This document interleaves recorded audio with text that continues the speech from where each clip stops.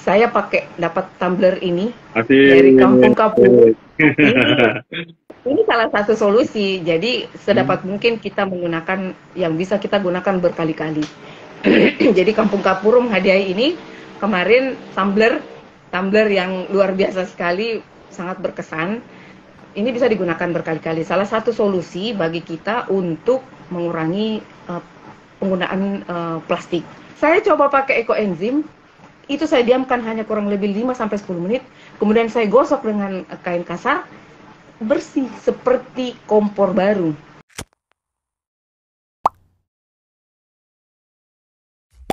Assalamualaikum warahmatullahi wabarakatuh. Selamat datang di acara Didaktif, diskusi daring interaktif yang diadakan oleh Perpustakaan Supiati dan Kampung Kapuru.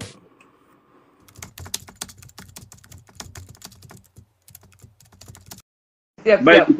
Assalamualaikum warahmatullahi wabarakatuh. Salam sejahtera, Om Swastiastu, Namo Buddhaya, dan salam kebajikan. Teman Iya. didaktif, diskusi daring interaktif yang diadakan oleh, sekarang sudah dua, Deng. Dulu kan Perpustakaan Supiati saja, sekarang Perpustakaan Supiati dan Kampung Kapurung.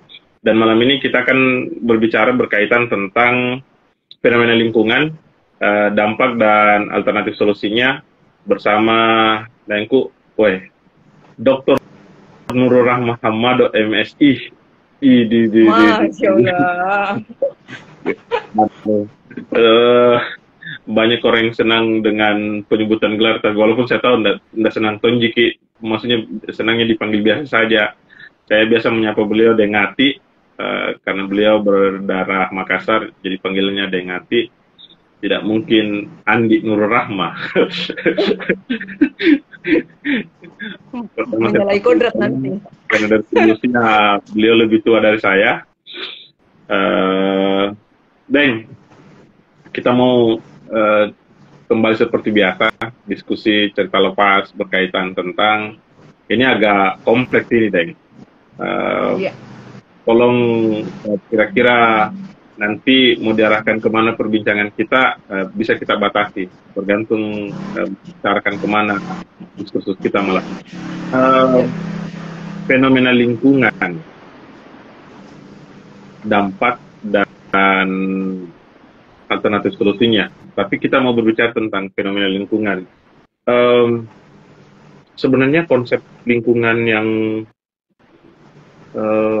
kita amati selama ini, apakah lingkungan hanya sekitaran perbincangannya tentang ekologi, atau sebenarnya perbincangan lingkungan, khususnya keilmuan tadi, itu fokusnya kemana?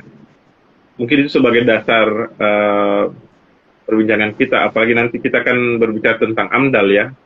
Iya. Ya, silakan Deng. Kita bicarakan secara garis besar, nanti pertanyaan akan hadir selanjutnya. Silakan Deng. Iya. Iya. Baik, terima kasih. Assalamualaikum warahmatullahi wabarakatuh. Selamat malam follower PG Perpus Supiati dan Kampung Kapurung. Luar biasa ini, saya suatu penghargaan ini sudah kali ketiga diundang untuk berbagi. Jadi berbagi ilmu yang seperti saya sampaikan tadi, walaupun jarak ya, satu di Palopo, satu di Goa, itu tidak menghalangi kita untuk berbagi apa yang bisa kita dapatkan itu untuk orang banyak. Nah, kali ini kita berbicara tentang fenomena lingkungan.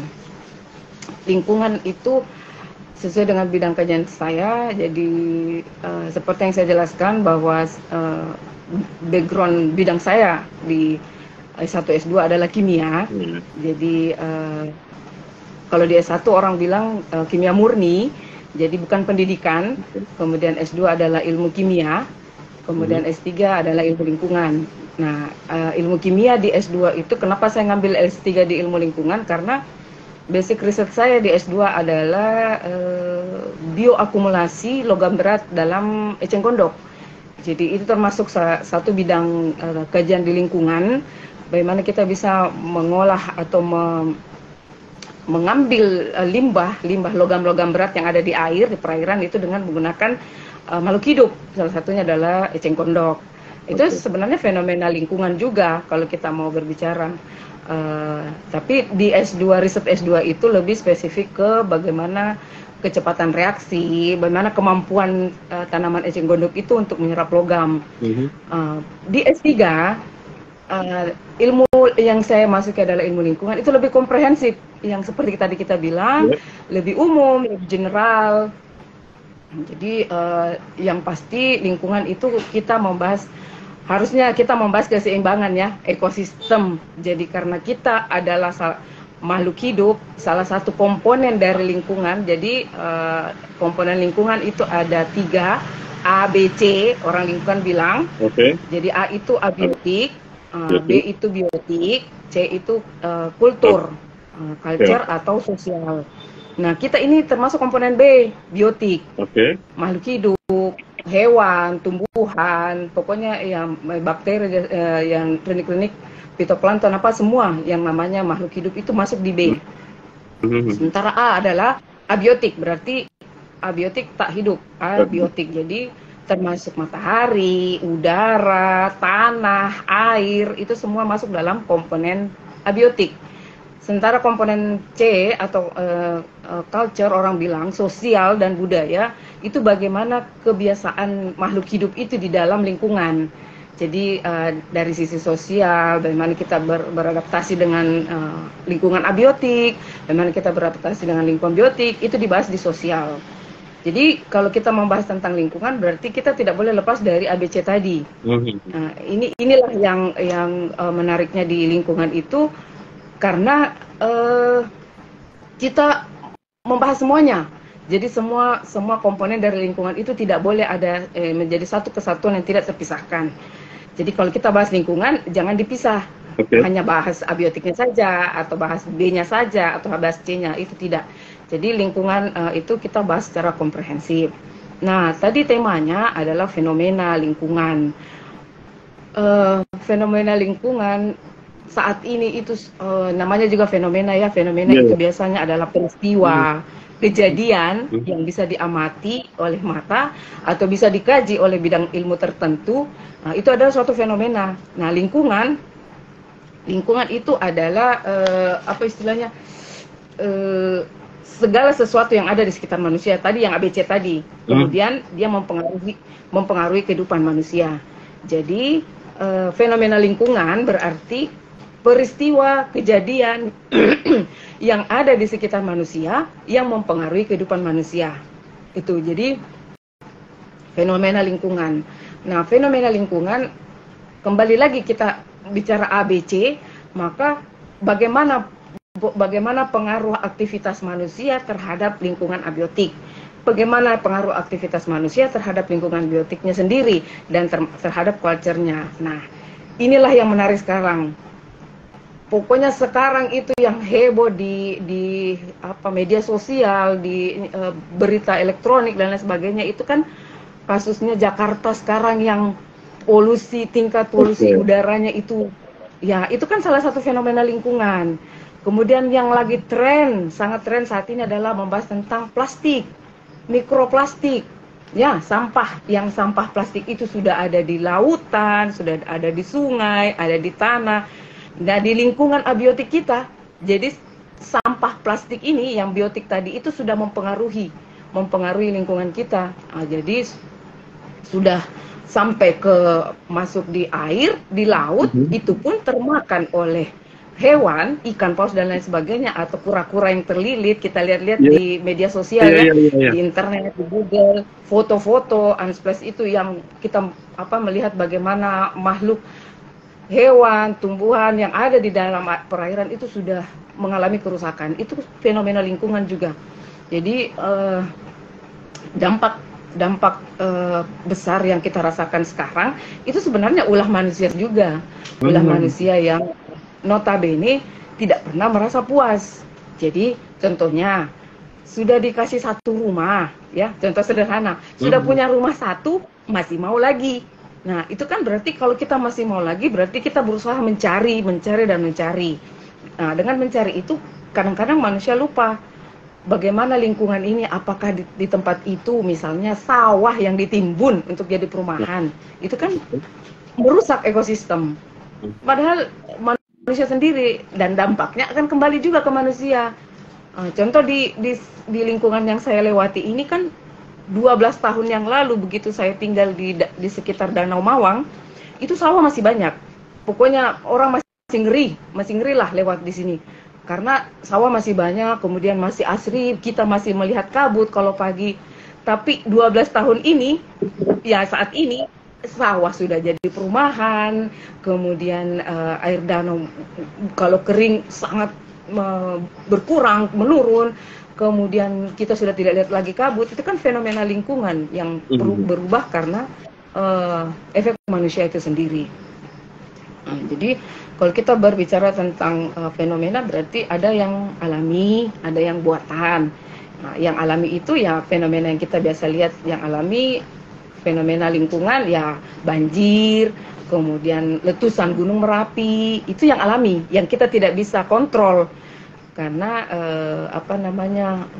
hujan deras, tsunami, itu kan fenomena alam lingkungan yang terjadi secara alami. Tetapi fenomena buatan, fenomena lingkungan yang terjadi karena aktivitas manusia, ya itulah pencemaran. Paling utama sekali pencemaran, mau tanah, udara, air, dan suara. Pencemaran suara juga itu ada, bising ya, bising itu pencemaran juga karena aktivitas manusia. Jadi kalau kita berbicara tentang fenomena lingkungan yang buatan, maka sudah pasti orientasi kita adalah pencemaran. Pencemaran. Kalau misalnya ada yang mau ditanyakan, boleh langsung. Kalau kita berbicara seperti itu, pencemaran udara, air, tanah, sebenarnya karena aktivitas manusia yang semakin seperti yang saya sampaikan tadi, semakin banyak. Contoh riset terakhir tim kami itu 2022, beberapa titik, kebetulan terakhir di Palopo kemarin, riset kami berempat, riset di laut, perairan laut Kota Palopo, dan sungai, beberapa sungai yang mengaliri Kota Palopo. Itu status sungai dan laut di Kota Palopo itu dari hasil riset kami, itu sudah masuk dalam kategori tercemar ringan sampai tercemar sedang. Jadi pada saat saya mengambil sampel ke lapangan, ke laut, air laut di Kota Palopo itu warnanya seperti coklat susu. Sungguh sangat hati saya itu miris. Wah, ini laut loh, laut sudah berapa kilometer dari pinggir laut itu ke tengah, itu sudah air laut itu masih warna coklat dan berbusa. Itu kalau kita orang lingkungan itu sudah tahu bahwa ini kerusakan bukan di lautnya tapi dari hulu ke hilir.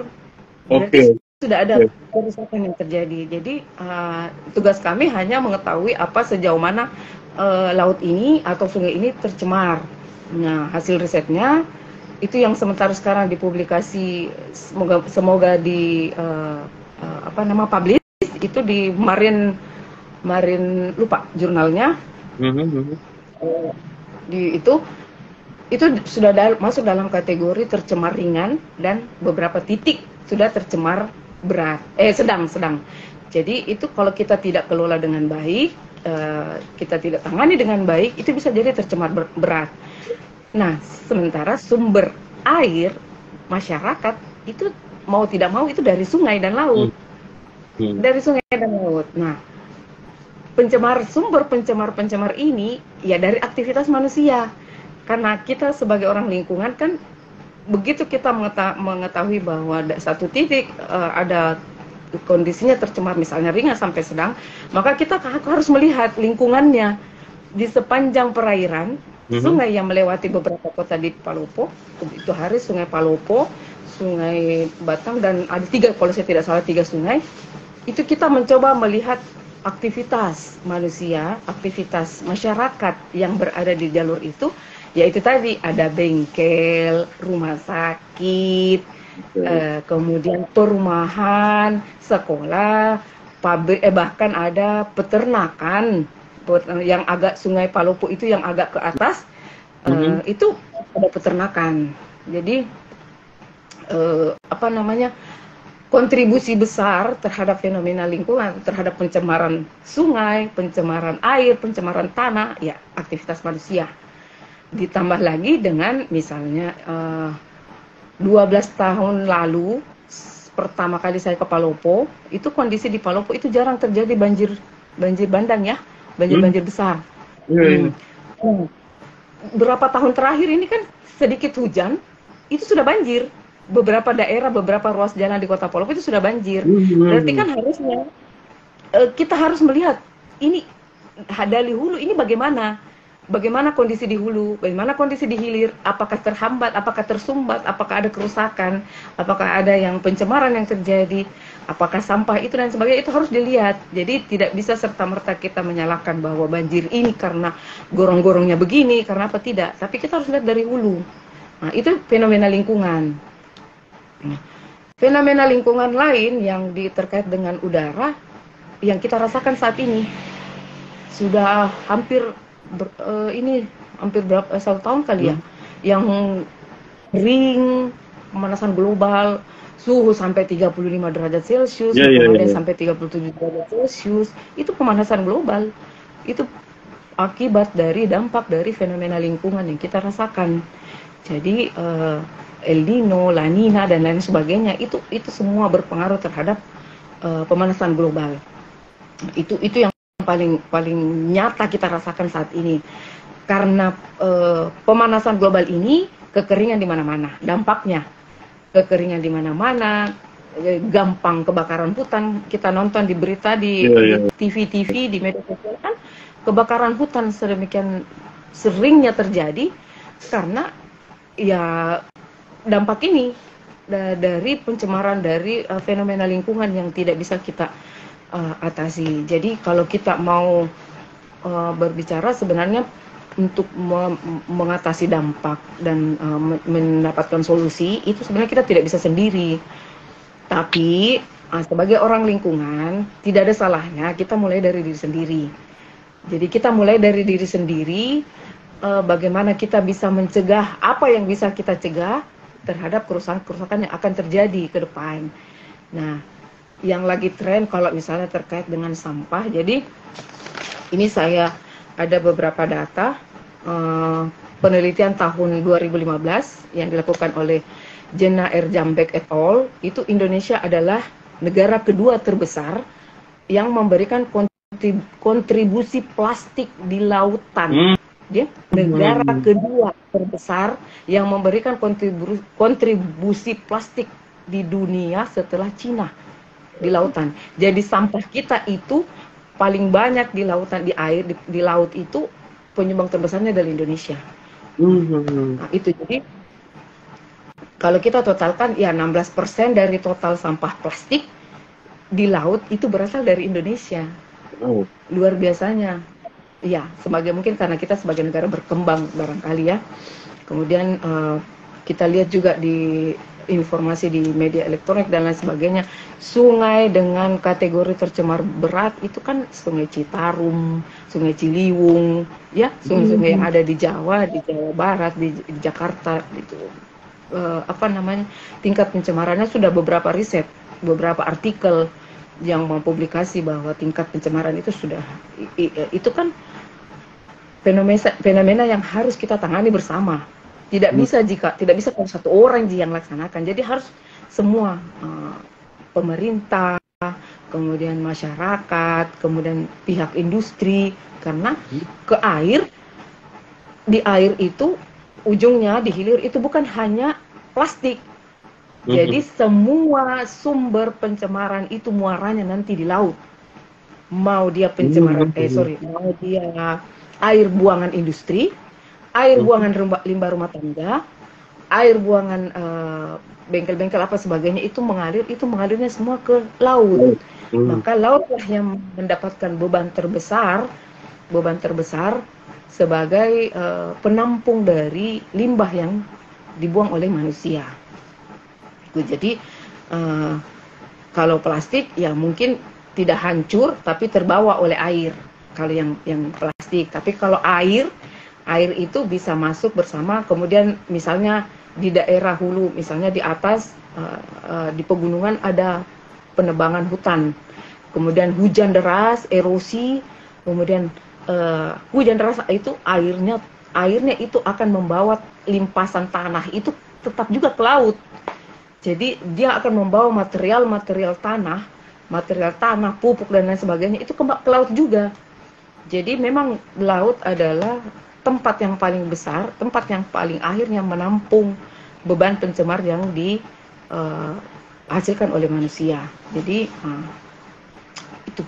Kalau kita pencemaran tadi tanah, jadi kalau tanah itu yang berdampak itu bisa jadi air sumur, ya.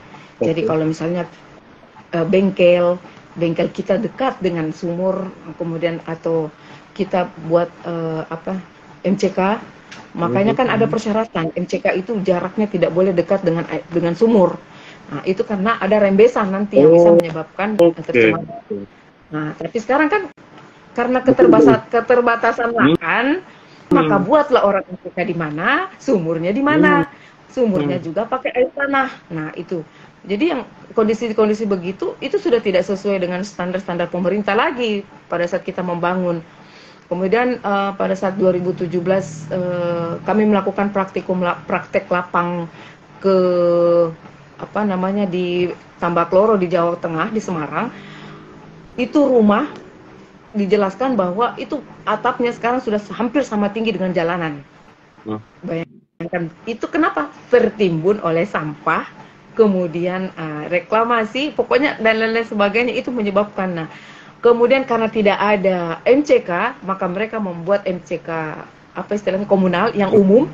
Itu dibawanya itu yang cemplung, dibawanya itu laut. Yang laut itu jadi ya gimana lah kita yang sebagai orang yang terbiasa dengan pakai MCK yang pribadi, kemudian MCK yang bagus itu, melihat kondisi seperti itu pasti sudah bisa membayangkan, wah ini bisa menyebabkan kesehatan terganggu pastinya ya, karena ya namanya juga bakteri dari tinja dan lain sebagainya. Nah itu kalau turun ke air itu akan larut dan lain sebagainya, itu mempengaruhi biota yang ada di laut. Jadi apa istilahnya siklus. Jadi susah kita mau kalau kita tidak secara bersama-sama. Nah yang bisa kita lakukan tinggal mengurangi, karena sudah beban lingkungan, beban pencemar sudah besar. Saat ini yang bisa kita lakukan hanya mengurangi.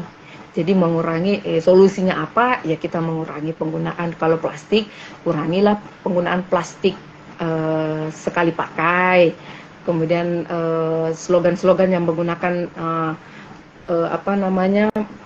peralatan yang bisa dipakai berulang kali. Saya juga punya satu alternatif solusi. Saya dapat tumbler ini dari Kampung Kapur. Ini salah satu solusi. Jadi sedapat mungkin kita menggunakan yang bisa kita gunakan berkali-kali. Jadi Kampung Kapur menghadiahi ini kemarin tumbler yang luar biasa sekali, sangat berkesan. Ini bisa digunakan berkali-kali. Salah satu solusi bagi kita untuk mengurangi penggunaan plastik. Kemudian menggunakan wadah makan sendiri, misalnya yang saat ini juga lagi banyak dilakukan riset adalah bagaimana mencari bakteri, mencari mikroorganisme yang dapat digunakan untuk mendaur ulang atau mengurai limbah, mengurai plastik-plastik yang ada di tanah atau di perairan. Itu riset lagi gencar-gencarnya saat ini. Itu banyak sekali. Sementara kalau limbah yang pencemar tanah, misalnya seperti sampah, saat ini yang lagi tren orang lakukan adalah mengubah, termasuk salah satu riset saya di S3 adalah mengubah sampah organik rumah tangga itu menjadi teknologi biogas. Saya kira di didaktif kita yang pertama ya, yang waktu itu adalah bagaimana mengolah ampas sagu menjadi biogas, menjadi sesuatu yang bermanfaat. Karena ampas sagu juga itu salah satu limbah organik hasil pertanian. Nah, itu bisa jadi biogas, bisa jadi biodiesel. Kemudian sekarang yang lagi tren itu ekoenzim. Pernah dengar? Baru ini, Deng. Ekoenzim. Ya, jadi ekoenzim sebenarnya itu bukan hal baru bagi orang. Jadi yang penemunya itu dari Thailand. Mereka menemukan bagaimana limbah-limbah segar, jadi kulit buah itu buah, kecuali durian ya, karena durian itu keras. Nah, jadi buah apapun organik atau sayur, tetapi yang fresh, bukan yang sudah dimasak. Nah, misalnya contoh rujak. Penjual rujak itu kan dia kupas semua buahnya, limbahnya itu mau dikemanakan? Kalau dibikin pupuk langsung dibuang ke tanah, itu membutuhkan waktu yang sangat lama untuk bisa terurai. Walaupun dia akan terurai. Salah satu caranya untuk mempercepat, kurang lebih 3 bulan ya kita buat ekoenzim tadi. Nah, caranya itu ya kita perbandingannya 1:3:5 kalau saya tidak salah, 1:3 berapa ya. Jadi campuran air, gula merah dengan limbah organik. Jadi yang orang protesnya ini kenapa menggunakan gula merah? Nah, gula merah itu sebenarnya nutrisi bagi mikroba dari sampah itu tadi. Jadi air itu hanya sebagai wadah untuk menghancurkan, kemudian gula merah dalam situ. Tidak boleh gula pasir. Jadi mereka tidak boleh digunakan gula pasir. Iya, harus gula merah. Ya, itu juga salah satu yang menunjukkan bahwa gula merah itu lebih sehat dibanding gula pasir. Karena gula merah itu kan kita buat dari secara alami, sementara gula pasir itu kan ada yang sintetik, kita buat secara sintetik. Nah, ekoenzim itu harus pakainya gula merah, kemudian dicampur dengan air, gula merah, kemudian limbah organik. Limbah organiknya yang fresh tadi, kulit buah, misalnya sayur-sayuran, akar kangkung misalnya, kemudian sawi yang dibuang, kulitnya, batangnya dan sebagainya. Yang itu dicampur, kemudian dimasukkan dalam wadah dan disimpan selama 3 bulan. Disimpan selama 3 bulan. Terus? Hasilnya nanti itu disaring, cairannya itu yang bisa jadi cairan multiguna. Nah, limbahnya tadi kan pasti ada ampasnya. Kita bisa bayangkan? Ampasnya itu karena sudah hancur, itu jadi lebih mudah diurai jika kita buang ke tanah, bisa jadi pupuk organik. Nah, itu bisa. Jadi airnya, ini saya sudah aplikasikan. Jadi airnya itu saya gunakan sebagai cairan pembersih lantai, pengganti Superpel. Itu lebih kesat.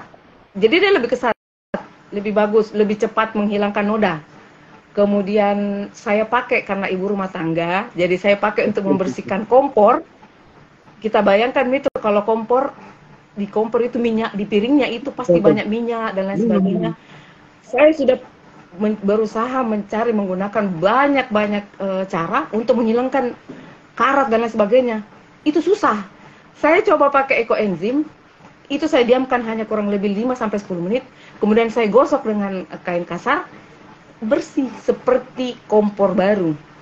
Ya, ini. Jadi itu kan multifungsi. Nah, berikutnya bisa dijadikan pupuk. Jadi kita ngambil beberapa mili, kemudian dilarutkan di air, disiramkan ke tanaman. Itu bisa jadi pupuk. Kemudian kalau saya sudah mengepel lantai, karena kan ini ceritanya bahan organik ya, ekoenzim tadi, air pel saya itu, saya siram ke tanaman. Jadi saya tidak buang percuma. Saya sudah pakai pel lantai, airnya itu saya buang ke tanaman. Bisa lagi sebagai pupuk. Selama ini kan kalau kita pakai pembersih sintetik, itu pasti kita buangnya tidak boleh ke tanaman karena dia jadi racun. Kita hanya buang ke tanah. Tapi karena saya pakai ekoenzim, maka larutan itu saya buang ke tanaman. Daripada mubazir tuh, itu bisa jadi pupuk.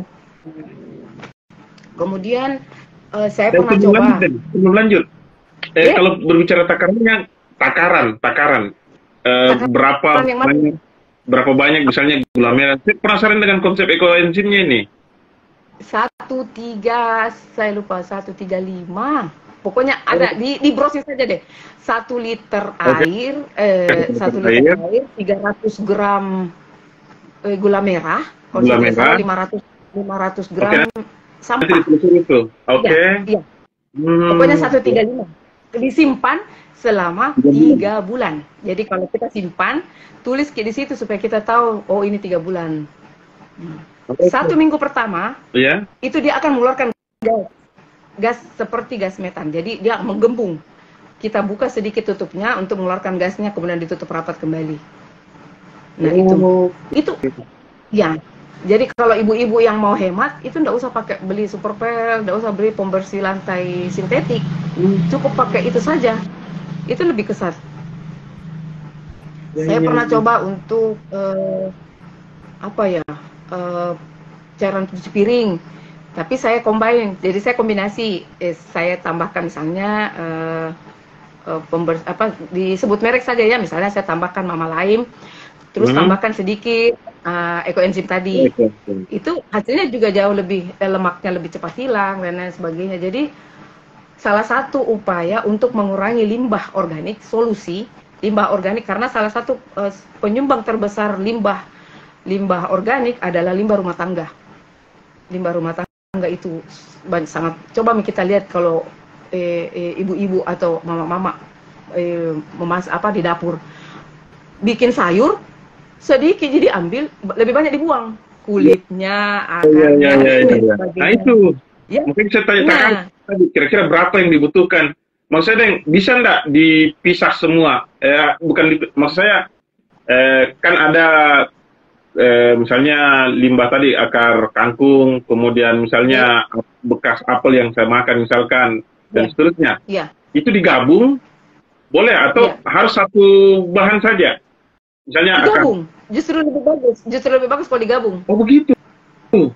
Ya. Oke. Kalau kita mau hasilnya lebih wangi, tambahkan kulit jeruk.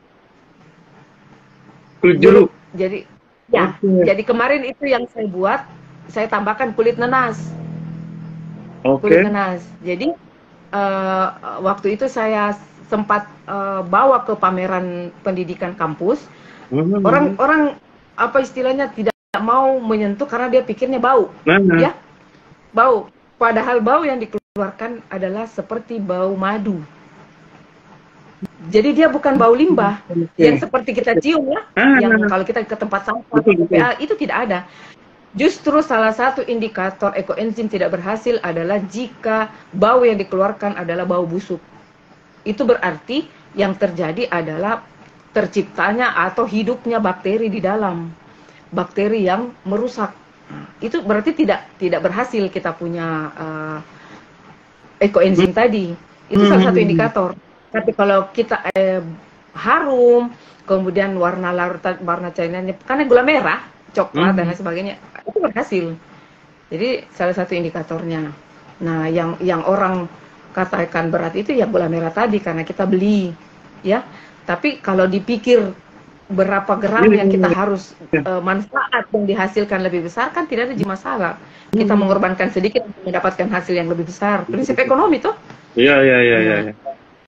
Jadi kemudian kita buat, jadi wadahnya itu pokoknya wadah yang tertutup. Jadi saya kemarin pakai galon yang tidak dipakai. Nah itu kan salah satu lagi cara untuk mengurangi limbah. Jadi galon itu kita pakai tutup. Nah, itu salah satu. Jadi tadi kita berbicara dampak, kemudian alternatif solusi. Ya solusi yang bisa dilakukan ya seperti inilah.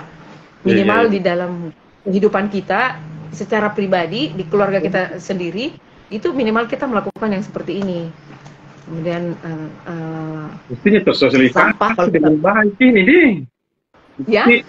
Mestinya disosialisasikan konsep seperti ini ke daerah. Oke.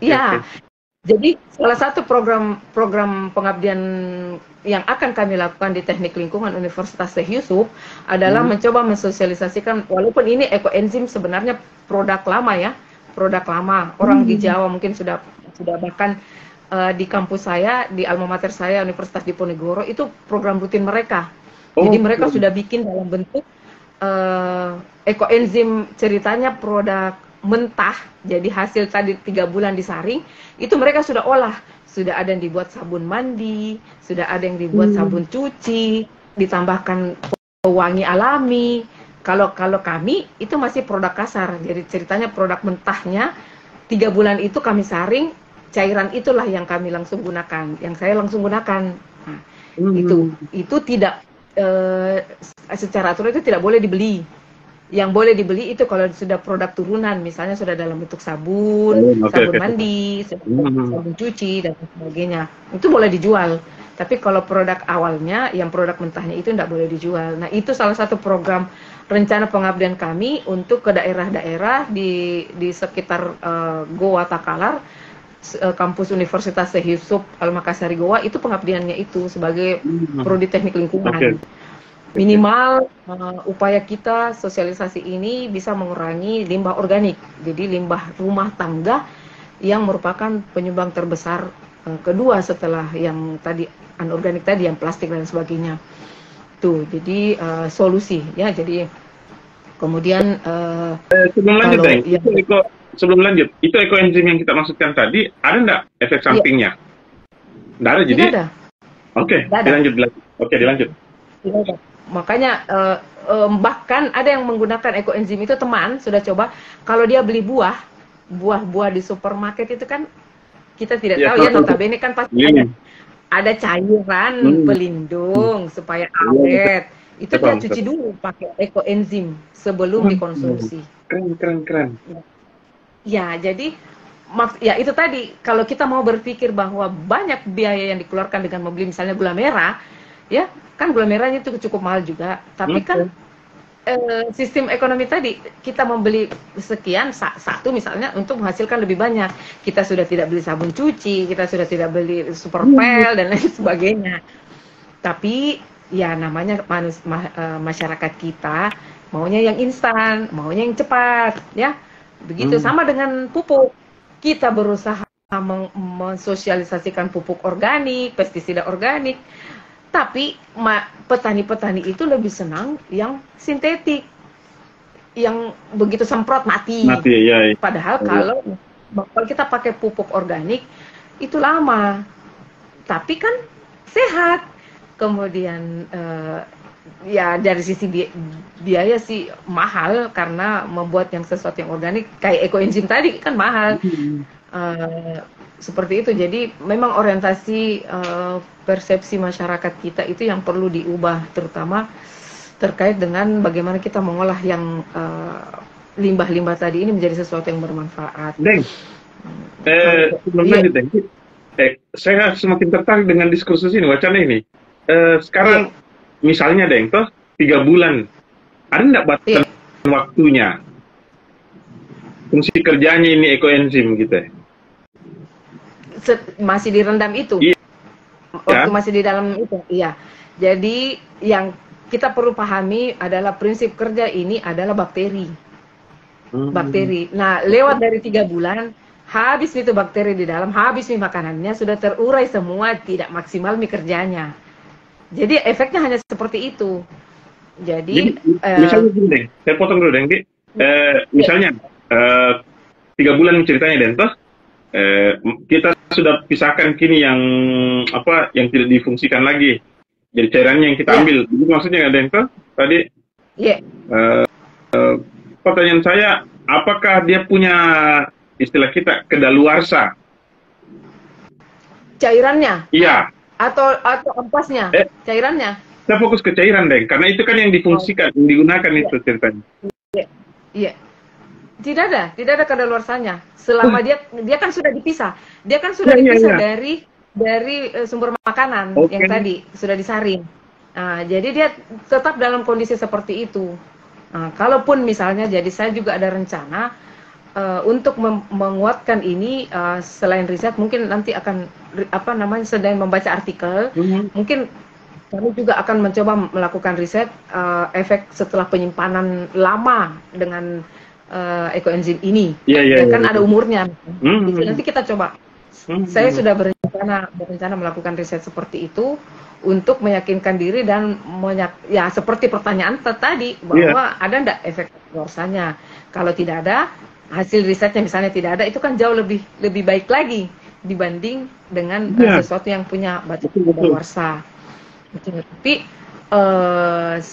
sepemahaman saya, karena dia sudah dipisah dari makanannya, dari ampas tadi, maka dia kondisinya masih akan tetap seperti itu, tapi disimpan, jangan disimpan di bawah sinar matahari langsung. Misalnya jangan dijemur, Iya, paham. Nah, jadi kan istilahnya dalam air itu bakteri isinya, bakteri baik. Ya itu, jadi bisakah dia mati, bisa dia rusak kalau langsung terpapar sinar matahari langsung. Tetapi kalau misalnya Dimasukkan hanya disimpan di tempat, gimana dong? Kalau jangan Maki, iya, karena dia di kondisi suhu ruang Ji. suhu ruang, oke. Ya, suhu ruang. Cuman pada saat proses pembuatannya itu sebaiknya simpan di tempat yang tidak kena matahari langsung. Saya simpannya itu di kamar mandi atau di gudang yang pokoknya yang tidak kena matahari langsung. Itu karena prosesnya nanti dia akan terganggu, bakteri tadi itu kerjanya bisa merusak proses kerja dari perubahan bakteri yang ada di dalam itu kalau kita kena sinar matahari langsung. Itu ya. Ini saya sementara ini tanggal 16 besok, 16 September ini saya mau buka itu yang saya bikin, sudah 3 bulan di dalam. Oh begitu. Dan itu mau ya. Ini kali keberapa ini Deng kita kerja? Maksudnya buat, bukan kerja. Saya baru bikin 1 kali, tetapi saya sudah pernah produk aslinya yaitu saya ambil dari, memang ada komunitas ekoenzim. Jadi mereka mensosialisasikan itu, jadi saya ambil 1 jergen ya itulah yang saya pakai sembari saya menunggu yang saya buat sendiri. Apa bahannya kita pakai? Hasil-hasil Jadi bahannya itu ada pisang, ada kulit pisang, kemudian ada nanas untuk bau dan jeruk. Jadi ada kulit jeruk, kulit nanas, kemudian pisang, ada akar kangkung. Jadi akarnya itu, kemudian apel, jadi apel, pir, yang itu. Jadi lebih banyak itu lebih bagus variasi buah ya. Dan ini menariknya, Deng, dia multifungsi ya. Artinya kalau misalnya super pel yang kita gunakan untuk ngepel, tidak mungkin dipakai untuk cuci cuci buah misalnya, jadi. Iya, menarik. Iya, teman saya itu justru dia pakai, dia bilang, Bu, saya pakainya itu kalau saya beli buah saya cuci dulu pakai ini. Saya bilang, oh kalau begitu saya coba aplikasi di tempat lain. Jadi saya aplikasinya itu mengepel lantai. Yang paling surprise bagi saya itu waktu saya membersihkan kompor. Jadi piring kompor saya itu saya sudah coba pakai yang di apa namanya di medsos itu ya. Contoh-contoh di medsos, pakai sabun, pakai apa namanya baking soda. Nah, itu kan ada ya, ada biasa di Facebook kita berseliweran itu info-info seperti itu. Itu saya coba, masih juga tidak bisa, terutama yang karat.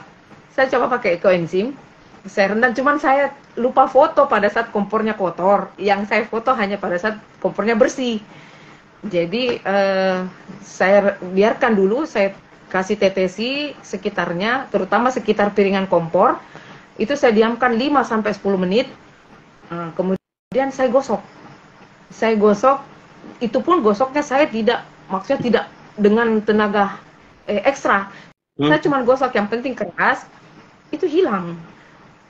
Dan betul seperti kompor baru yang kita beli. Ya, itu yang jadi saya lupa tadi harusnya saya bawa sampelnya ya. Coba bantelnya. Tunggu sebentar. Tante coba ambilkan botolnya. Iya, nanti dicoba diambilkan supaya melihat bahwa ini loh produknya. Ada yang saya sudah simpan dalam botol-botol kecil. Sambil menunggu, Deng, yang saya mau tanyakan, saya pernah melihat, entah kita kan sebagai orang kimia, maksudnya berlatar belakang kimia, Coca-Cola. Saya pernah dengan Coca-Cola. Betulkah dia bisa membersihkan karat itu? Jadi apa yang, kalau misalnya betul, maka apakah bahan kimianya ada yang mirip atau bagaimana, Deng? Mirip di ekoenzim tadi? Iya, ekoenzim, betul. Kita belum. Saya belum. Kalau saya pernah coba yang karat yang di kamar mandi, yang di kloset biasa ada kuning-kuning. Itu pernah dicoba sama Junior sama Aisyah. Itu tidak maksimal. Tidak maksimal membersihkan. Tapi kalau kita pakai ini, ekoenzim, kita seperti tadi yang di kompor, itu dia mampu menghilangkan kuning. Ini juga cerita teman saya di kampus. Saya kasih dia satu botol kecil, dia bilang, "Ibu, ini manjur sekali untuk menghilangkan kerak di lantai kamar mandi." Oke. Ini cairannya. Ini modelnya begini. Jadi dia warnanya, yang membuat dia warna merah ini, warna coklat, itu gula merah. Iya, saya Gula merah kan juga ada macam-macam.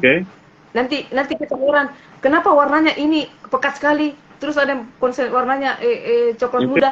Itu tergantung gula merah yang kita pakai dan tergantung bahan apa, sampah apa yang kita pakai. Kalau bahan sampahnya banyak yang gelap, misalnya kayak pisang, ya, kemudian apa tadi yang pokoknya yang warnanya itu dia akan menghasilkan warna yang lebih gelap. Kemudian gula merahnya juga ada yang gula aren misalnya, atau gula kelapa, itu kan pasti berbeda gula merahnya. Itu hasilnya juga pasti akan berbeda. Ini namanya cairan sejuta manfaat. Iya, sih. Ya. Hanya sebegini. Jadi kadang-kadang kalau saya mau ngepel, itu saya sudah tidak pakai super pel lagi. Ini sudah kurang lebih 2 bulan. Setiap mengepel hanya pakai ini. Itu jauh lebih kesan. Dia mirip dengan super pel, Deng. Maksud saya beberapa mili saja atau berapa mili di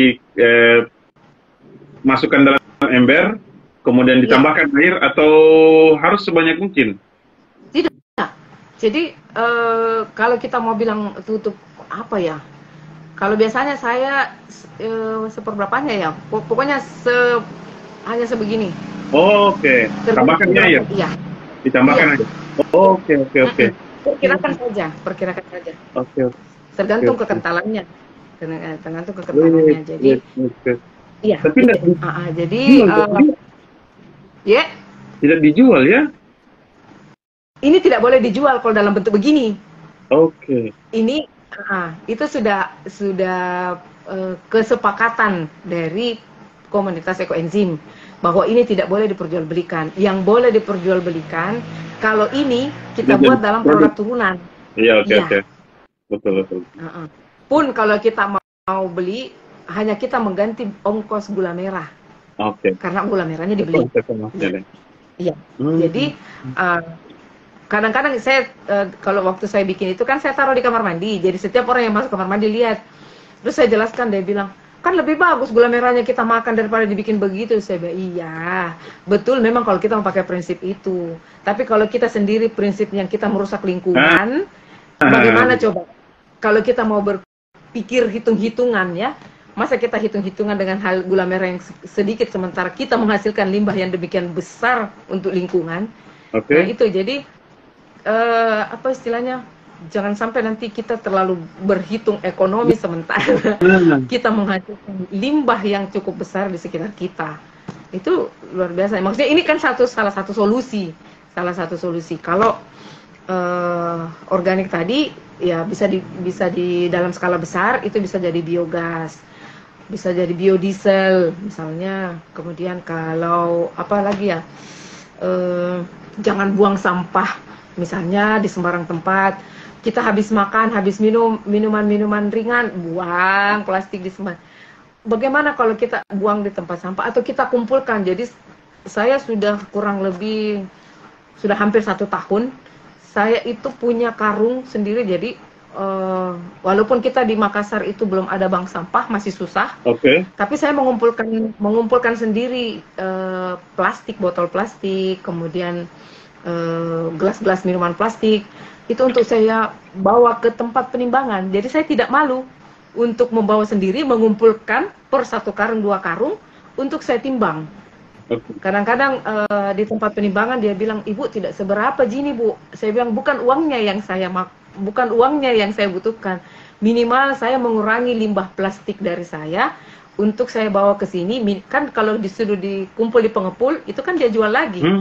Dia jual lagi, dia kirim ke Jawa kah untuk diolah atau di apa dan sebagainya.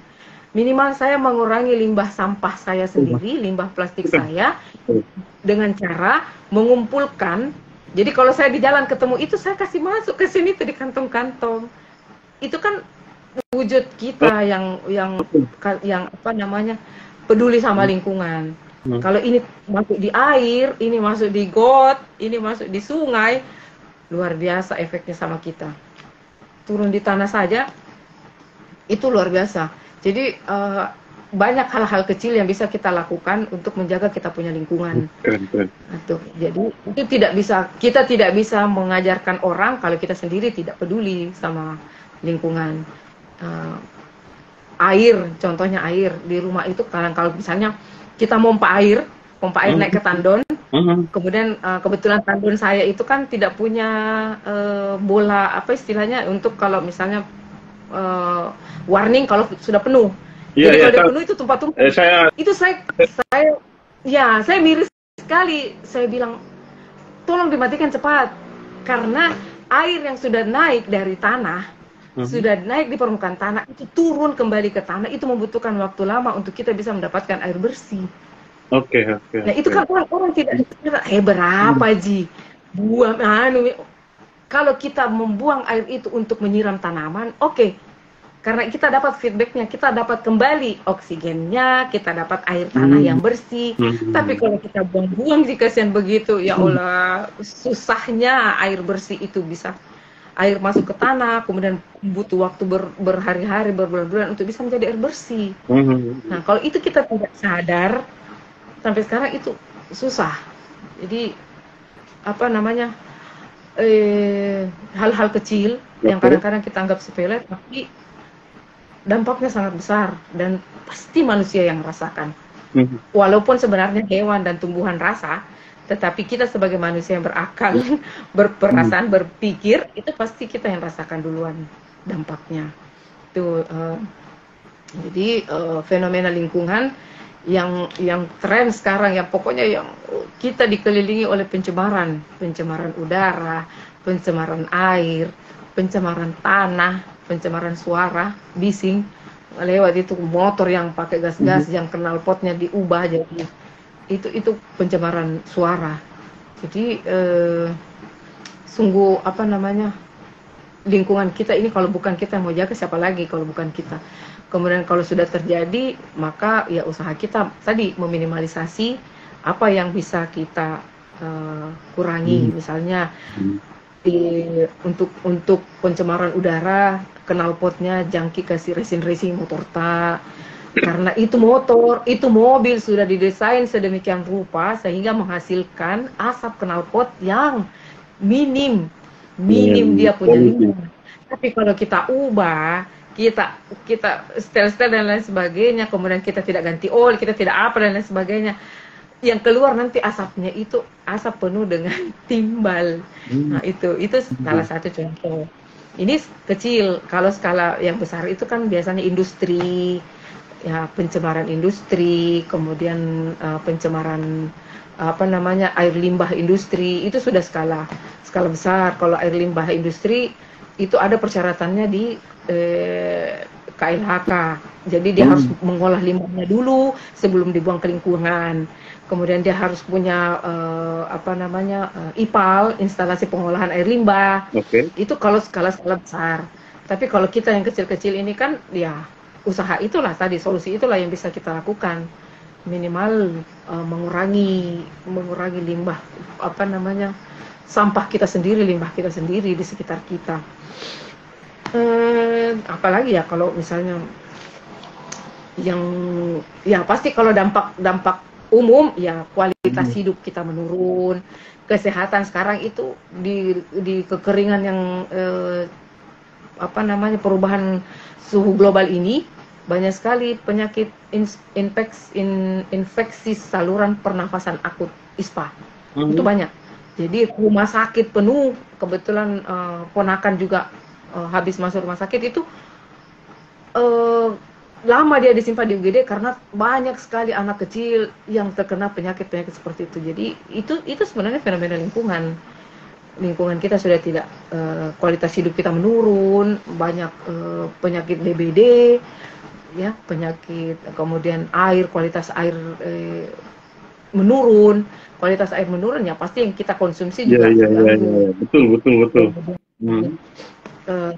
Kebakaran hutan yang kita rasa itu, kita tidak rasa memang itu asapnya sampai sini, tapi dampak dari kebakaran hutan itu dirasa secara global. Makanya itu orang-orang luar negeri marah itu dengan Indonesia yang hutannya suka terbakar. Iya, iya. Karena udaranya Asap. mereka terganggu. Iya, kualitas itu. Jadi selain itu flora fauna habitat di hutan itu hilang karena terbakar. Padahal mungkin niatnya hanya buka lahan, tidak bisa dikontrol, membesarlah kebakaran dan lain sebagainya. Ya. Dampak lain ya bencana alam, kekeringan, kalau hujan sedikit saja hujan langsung banjir. Itu sebenarnya dampak dari fenomena lingkungan. Ya, ketahanan pangan kita terancam, jadi kekeringan. Nah, menyebabkan sawah tidak jadi dan lain sebagainya, pertanian, hasil bumi berkurang, kemudian ya kan yang rasakan manusia. Semua pasti mungkin pasti hewan dan tumbuhan juga rasa. Buktinya tumbuhan itu kuning semua daunnya, dia gugurkan, tapi kan dia punya proteksi diri dengan cara menggugurkan daunnya untuk mengurangi penguapan. Lah kita apa yang mau digugurkan? Masa rambut kita mau kasih ini toh? Jadi karena kita tidak punya ini sebagai makhluk yang sangat bergantung pada lingkungan, maka marilah kita menjaga lingkungan. Hewan ya dia kurangi makannya mungkin dengan menyimpan banyak air, banyak. Jadi semua makhluk hidup merasakan dampak dari perubahan iklim global akibat aktivitas manusia yang berlebihan. Jadi apa istilahnya, kalau kita tidak mau berpikir, kita tidak mau cuek saja terhadap lingkungan, ya kan tidak terasa Ji. Padahal sebenarnya kita rasakan, semua orang merasakannya. Cuman dia masih sanggup, apalagi kalau misalnya kita yang punya AC, masuk saja dalam ruangan tak dingin, tapi tidak tahu bahwa AC itu apa yang dihasilkan, ya kasihan. Pokoknya kita berlindunglah di dalam, kalau panas begini masuk ruangan ber-AC, masuk rumah kamar ber-AC. Padahal kita tidak tahu bahwa yang dikeluarkan AC itu apa yang dihasilkan. Nah masuk di mobil pakai AC. Yang seperti itu sebenarnya itu kita yang kita tidak bisa hindari akibat aktivitas manusia sendiri. Kemudian apalagi ya fenomena yang lain, misalnya air laut menjadi asam. Air laut menjadi asam itu bisa jadi karena hujan asam, terlalu banyak polusi, asap-asap knalpot, asap industri itu ke udara, kemudian ditangkap oleh awan. Ini siklus oksigen, siklus air, siklus hidrologi, kemudian jatuh ke bumi, jatuh ke laut. Jadi karena dia dalam keadaan hujan asam, konsentrasi asam tinggi, maka air laut juga ikut menjadi asam. Dampaknya terumbu karang mati. Terumbu karang menjadi putih, tidak bisa lagi hidup, kemudian biota mengalami mutasi gen, perubahan, kemudian ikan laut dalam itu sekarang itu sudah banyak yang naik. Jadi laut dalam, kenapa? Karena panas dari sinar matahari itu menembus sampai laut dalam. Nah, karena dia terbiasa dingin, itu dengan perubahan cuaca seperti ini, ikan laut dalam itu naik. Ya, itulah tadi paus, hiu, kita sudah muncul di daerah itu. Itu efek dari pengasaman air laut. Jadi kalau kita mau apa istilahnya, mau cuek, mau tidak peduli dengan lingkungan, ya itulah yang kita akan rasakan. Begitu kita mau mancing, kurang ikan karena mati, tidak tahan lagi dengan kondisi kondisi laut yang sudah salinitasnya tinggi kah, atau asamnya pH-nya tinggi. Kalau pH-nya rendah, pH 1 sampai 6 itu kan asam. Nah, pH air itu tidak boleh itu. Jadi pH air itu harus netral antara 7, 6, 7, 8 itu. Tapi kalau dia sudah 1, nah itu berarti kondisi laut itu bisa jadi tercemarkan. Ada standarnya, ada standar baku mutu air laut, ada standar baku mutu air sungai, ada standar baku mutu air sumur. Itu yang tidak boleh dilewati oleh kalau kita mau konsumsi untuk manusia. Jadi begitu terlewati standar baku mutu itu, maka perlu dikaji lebih jauh apakah dia tercemar atau tidak. Nah itu, ya, apakah bisa dikonsumsi oleh manusia atau tidak? Karena kalau air laut yang kita konsumsi asam itu bisa merusak gigi, kemudian masuk kita konsumsi itu mengeropos tulang. Makanya sekarang banyak penyakit osteoporosis karena air yang kita konsumsi itu pH-nya, ya itu jadi banyak hal yang bisa. Kemudian kalau airnya basah itu kan dari 8 sampai 14. Kalau basah ya contohnya itu kalau kita masak ada tinggal kapur-kapurnya. Iya. Kita masak air. Nah, itu air sada yang begitu itu tidak bisa. Ada standar yang bisa dikonsumsi oleh manusia sebagai air kualitas 1 atau air kualitas baku mutu kualitas air nomor 1 itu yang bisa dikonsumsi oleh manusia. Itu ada standarnya. Ada pH-nya berapa, kemudian garam mineral apa saja yang bisa ada di dalam air. Nah, itu begitu melewati semua pasti akan berdampak pada tubuh manusia. Kalau kita konsumsi, kita minum, kita apa dan sebagainya. Makanya jangan juga sering-sering kayak minum yang asam dalam artian kayak berkarbonasi kayak begitu ya, karena itu sebenarnya merusak juga kalau dalam jumlah yang banyak dikonsumsi. Ya itu jadi apa lagi ya, banyak sih. Pokoknya kalau kita mau bicara tentang fenomena lingkungan itu komprehensif, air, udara, tanah, apapun yang kita mau, dan satu sumbernya manusia. Pokoknya manusia adalah sumber kerusakan di atas muka bumi. Sudah jelas gitu, Deng. Nanti kalau saya dengar sama orang ini, saya nanti diklaim bahwa padahal memang seperti itulah. Jadi saya kira sudah digariskan. Iya, sudah digariskan di dalam Al-Quran kan. Manusia adalah sumber kerusakan di muka bumi. Tapi pasti. Bahkan dalam bahasa Latin pun disebut bahwa Homo homini lupus, termasuk pemangsa saudaranya sendiri dan seterusnya. Memang begitu dia. Deng, ada hal yang membuat penasaran, walaupun agak keluar dari substansi pembahasan kita. Karena kita bahas Quran, saya tiba-tiba teringat ada satu video dulu, bahkan saya sempat tandai Bunda, terus Diana Junaid itu, tapi sudah lama sih video itu, bahwa ada satu area atau daerah, bahkan di Quran sendiri bilang itu, dia mempertemukan antara air laut dengan air tawar kalau tak salah. Itu berdampingan, Kideng. Iya. Dan kan selama ini Quran saja membahasakannya, kan luar biasa memang posisi Quran kalau kita mau telusuri, Dento, yang melakukan pembacaan bahwa dulu kan belum ditemukan pada masa itu dan ternyata akhirnya ada orang yang menemukannya di laut ceritanya, Dento, melakukan proses perjalanan naik kapal, akhirnya di jalan dia melihat dua perbedaan warna itu. Boleh jadi ada yang menafsirkannya bahwa ini yang dia maksudkan Quran antara tawar dan asam. Pertanyaan saya adalah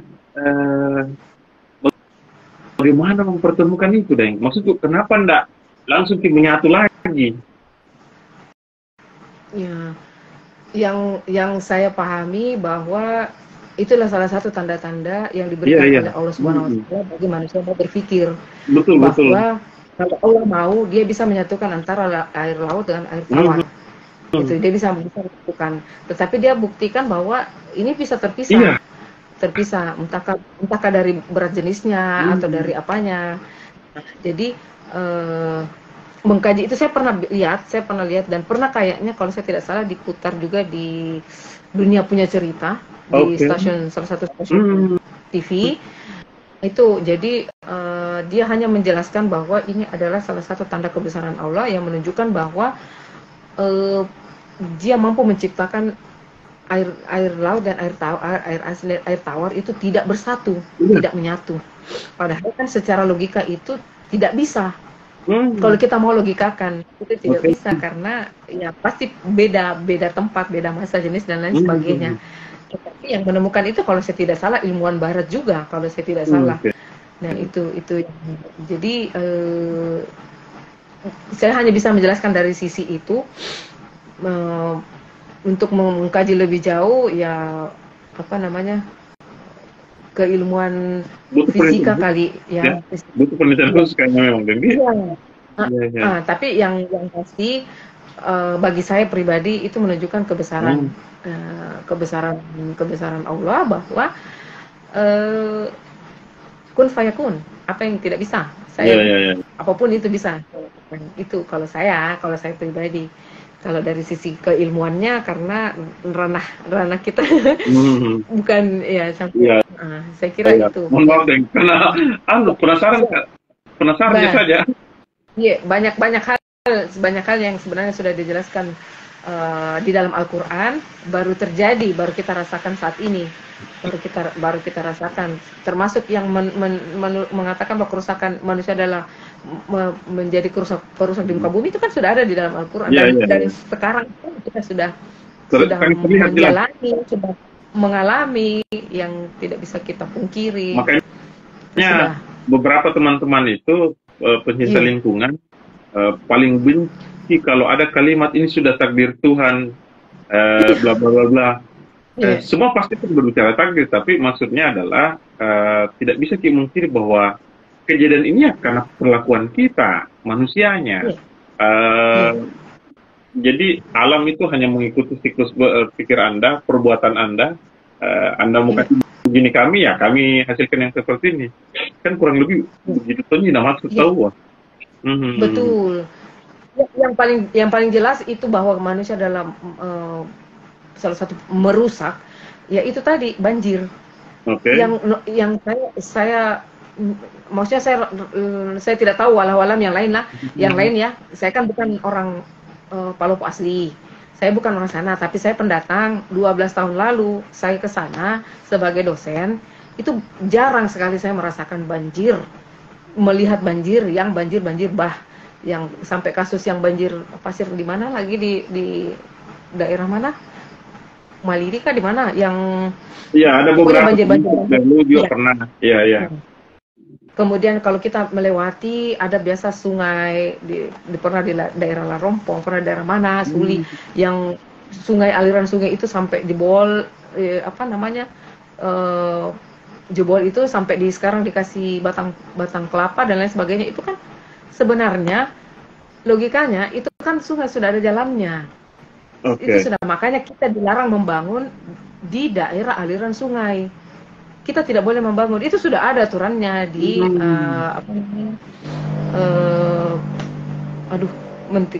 yang menangani itu.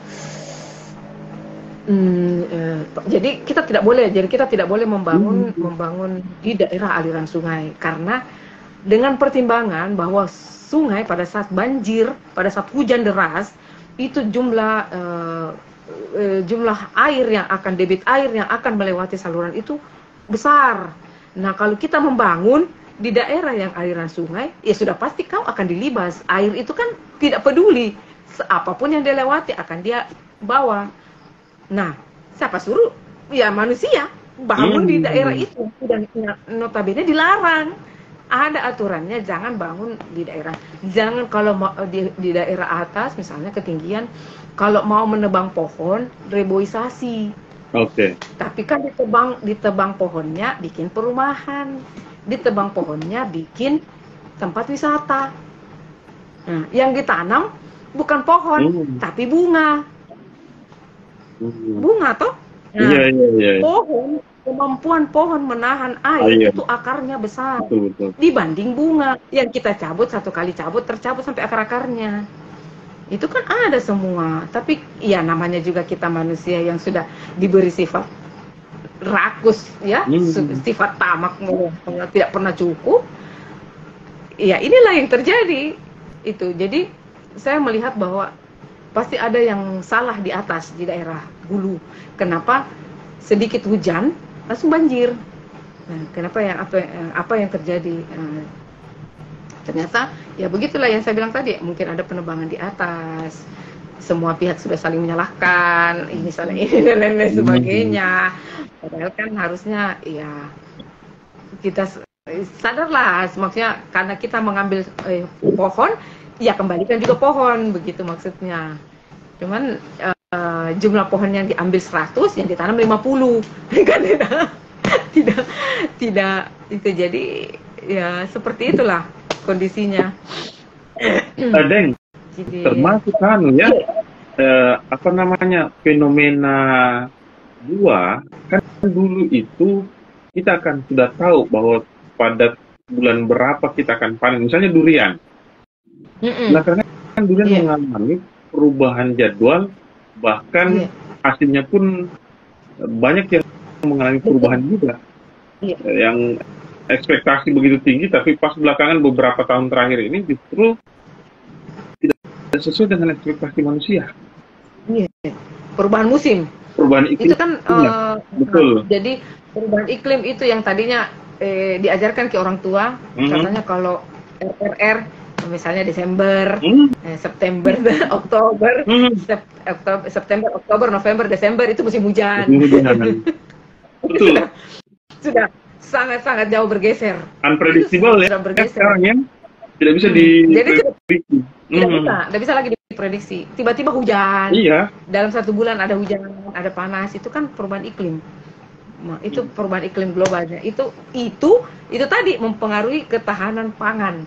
Jadi karena perubahan iklim yang tidak kondusif, yang tidak mendukung, makanya ya tanaman pangan kita, durian, buah-buahan, sawah, hasil perkebunan itu sudah tidak bisa terancam. Jadi tadinya panennya 2 kali, misalnya durian itu 2 kali, ini hanya 1 kali. Pun 1 kali gagal. Jadi sudah jarang kita temukan. Iya. Yang begitu-begitu. Jadi karena perubahan iklim mengancam ketahanan pangan. Bukan hanya pada durian, semua, terutama hasil-hasil perkebunan yang lain sebagainya. Itu sagu pun kalau kita tidak waspada, di Palopo itu belum ada apa istilahnya, menanam, usaha untuk menanam. Yang ada hanya nanam secara alami. Jadi begitu kita tebang, anakannya tumbuh, tidak ada usaha untuk menanam pohon sagu. Nah itu kalau kita tidak antisipasi, mungkin 10 tahun ke depan hilangnya sagu di Luwu Raya.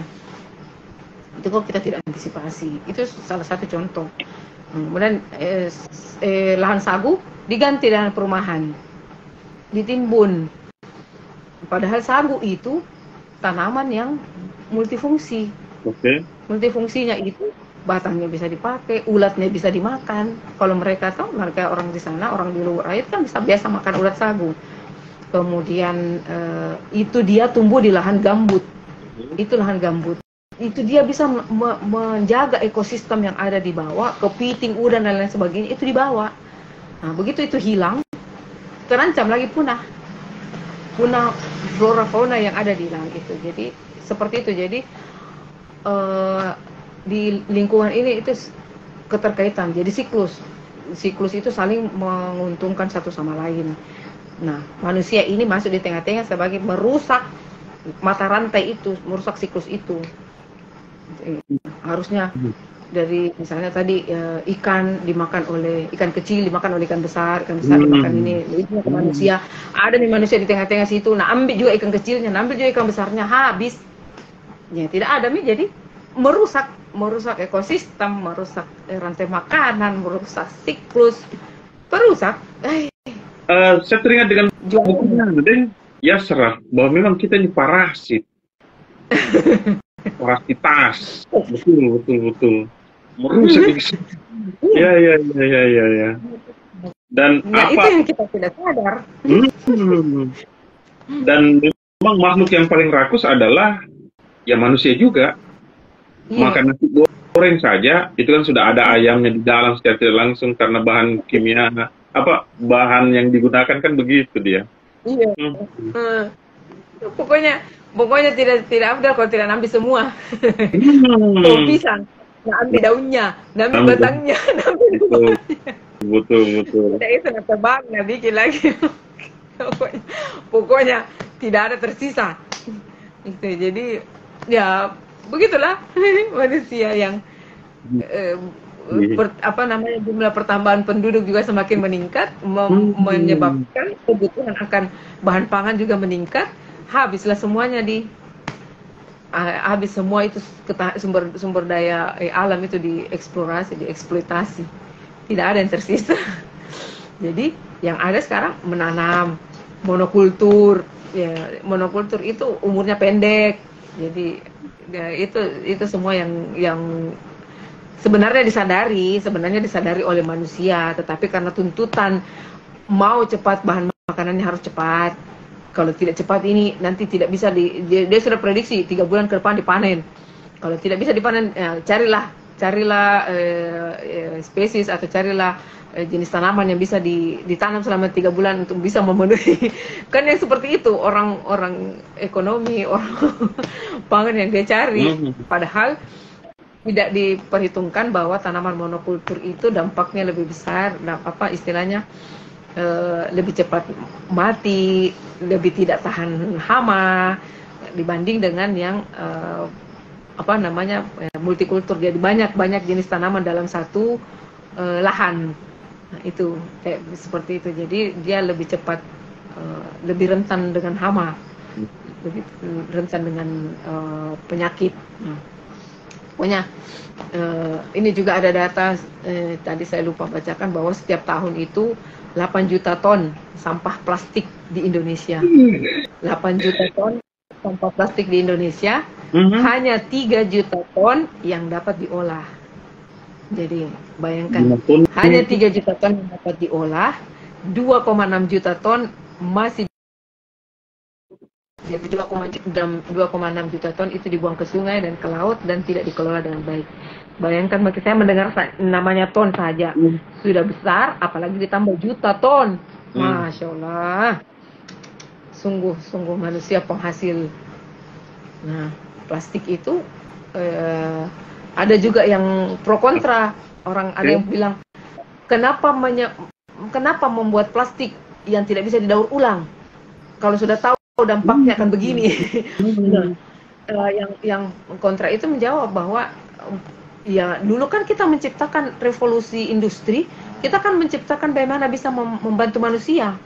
Diciptakanlah plastik yang tahan panas, plastik yang tahan bocor, yang kuat, tanpa kita merasakan akibatnya. Nah, dampaknya itu plastik itu pertama disintesis itu kurang lebih tahun 1900-an. Plastik disintesis dibuat jadi kurang lebih 100 tahun lebih. Itu baru kita rasakan dampaknya. Nah, dulu pada saat revolusi industri, pada saat dibuat kan orang tidak berpikir. Ya, itulah bebas nilai. Itulah kekurangannya manusia. Karena berpikir yang bisa memprediksi itu kan hanya Allah Subhanahu wa taala yang bisa tahu mau berapa tahun pun ke depan.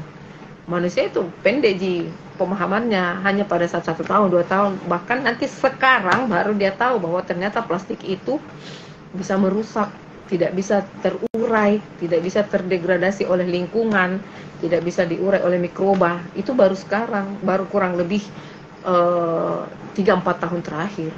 Tuh. Jadi memang susah. Jadi istilahnya kalau ada yang biasa guyon, kalau kita sudah tahu di depan itu namanya pendaftaran. Kalau kita tahu duluan kan yang seperti itu ya terjadi lah seperti ini. Kalau kita tahu duluan kan tidak mungkin kita bikin plastik seperti itu. Tapi kan ya namanya juga manusia diberi keterbatasan supaya berpikir. Nah, sekarang karena sudah terjadi, Allah memerintahkan cari solusinya. Cari solusi atas perbuatanmu. Nah, itulah. Jadi diberikanlah solusi-solusi bagaimana mengolah sampah, mengolah plastik, mengolah limbah organik, limbah organik. Di Jawa itu peternakan itu sudah pakai biogas, tapi biogas itu kan tidak apa istilahnya, investasi, namanya juga organik itu investasinya mahal. Investasi alatnya mahal. Tapi sebenarnya kalau kita mau telaten, mau continue, itu dampaknya juga besar, maksudnya yang kita rasakan juga besar. Tapi ya namanya juga manusia suka yang instan, yang cepat, tidak mau lama. Di sawah saja suruh matikan gulma, rumput, maunya yang begitu disemprot 1 hari langsung mati. Nah itu kan yang sintetik semua yang seperti itu. Sementara kalau kita pakai yang organik, ya butuh waktu lah 3-4 hari baru mati. Tapi kan aman sebenarnya. Ya seperti itulah kelemahan kita manusia. Saya kira Allah sudah menjelaskan semua. 21.25 Deng, 5 menit lagi. Deng, masih banyak sih sebenarnya. Ini saja. Kalau kita bicara lingkungan tidak ada habisnya. Iya. Cocok yang kita bilang sebelumnya bahwa tidak selesai nih di Kerman. Deng, seperti biasa Deng, minta ke kalimat penutup tak? Iya. Manusia itu diciptakan, Allah Subhanahu wa Ta'ala sudah menggariskan di dalam Al-Qur'annya bahwa manusia adalah perusak di muka bumi. Tetapi dengan itu juga Allah memberi manusia berpikiran untuk mencari solusi atas segala permasalahannya. Oleh karena itu, sebagai orang yang istilahnya pemerhati lingkungan, kalau tidak bisa kita berkontribusi secara besar, mulailah dari kontribusi secara diri kita sendiri. Dan semoga ini bisa diikuti oleh teman-teman followers Perpus Supiati dan Kampung Kapurung, bahwa mari kita menjaga lingkungan karena lingkungan memberikan kita segala yang kita inginkan. Saya kira itu.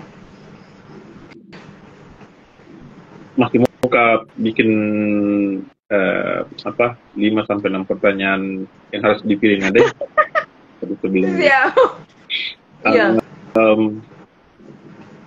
Pertama, organik atau anorganik? Organik. Paco atau lawak? Paco. Palu basah atau coto? Coto. Coto. Plastik atau styrofoam? Plastik. Plastik ya? Ya, masih lebih mending plastik daripada styrofoam. Oh gitu. Kayaknya ada butuh perbincangan khusus. Pembahasan lagi. Iya. Pembahasan lagi. Ilmu lingkungan atau ilmu kimia? Ilmu lingkungan. Karena ilmu lingkungan itu ada ilmu kimia di dalamnya. Oh ya tahu, betul. Mestinya diubah pertanyaannya ini. Oke, terakhir pendek. Masih pertanyaan yang sama. Masih konsisten dengan jawaban tak?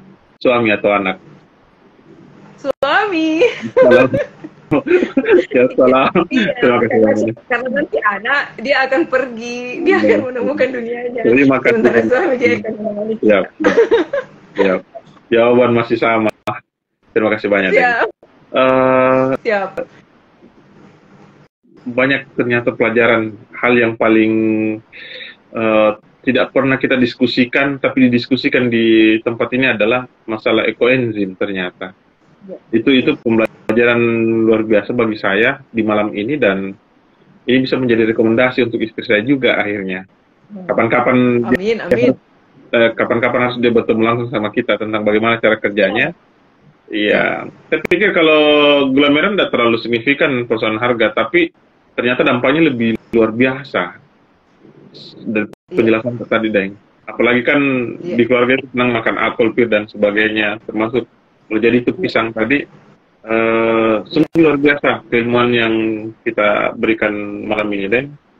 Akhirnya memang tidak bisa kita pisahkan seluruh keilmuan. Dia mestinya unity, satu kesatuan ternyata. Betul. Dan saya tidak setuju kalau orang masih merasa bahwa ilmunya itu ilmu sendiri itu adalah ilmu yang paling hebat di antara. Nah, yang sekarang itu adalah multidisiplin. Tidak bisa kita berdiri sendiri. Betul. Karena dia saling membutuhkan memang orang, Deng. Saya banyak betul pelajaran hari ini. Terima kasih banyak Deng Dik. Hati selalu, salam sama dunia wingku, salam buat kemenakanku. Kapan-kapan saya tiba-tiba rindu juga sama Anti. Anti nih kalau misalnya dia sudah mapan posisinya di sana, mungkin saya akan mengundang beliau juga jadi bintang tamu saya nanti. Terima kasih banyak Deng. Sehat selalu. Sama Terima dengan kasih banyak juga sudah dikasih tempat untuk berbagi. Saya Deng, terima kasih Deng. Walaupun sebenarnya kita di orang Makassar tidak ada gitu istilah terima kasih Deng. Tidak ada. Kita Makassar terima kasih. Memang sudah menjadi kewajiban. Sama kalimat saya kepada beberapa bintang tamu saya yang sudah menjadi orang baik Di. Amin. Amin. Assalamualaikum warahmatullahi wabarakatuh. Waalaikumsalam warahmatullahi wabarakatuh.